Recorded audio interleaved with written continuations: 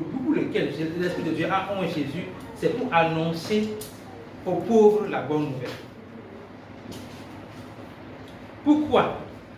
Parce que les pauvres dans ce contexte, ce n'est pas les pauvres matériels, c'est les pauvres spirituels. Suivez bien. La raison pour laquelle l'Esprit de Dieu a envoyé Jésus, c'est pour qu'au travers de la bonne nouvelle que Jésus va annoncer, les gens puissent recevoir en eux l'Esprit de Dieu.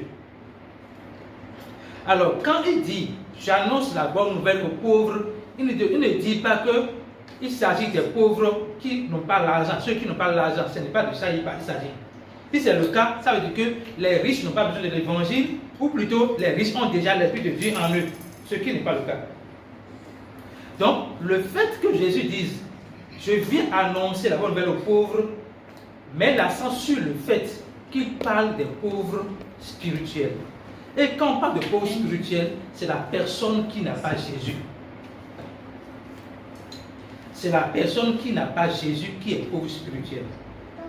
Et cela a été expliqué dans un verset, on ne va pas lire. La parole dit, Jésus-Christ, de risque qu'il était, s'est fait pauvre, afin que nous devenions riches en lui.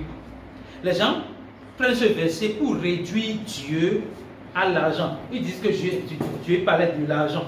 Il ne parle pas d'argent. Si on va réduire Dieu à l'argent, c'est que Dieu n'est plus Dieu. Vous comprenez? On ne peut pas réduire la richesse de Dieu à l'argent. La richesse de Dieu, c'est sa divinité. Ce que l'homme n'a pas sans Dieu, c'est Dieu. C'est lui-même. Alléluia.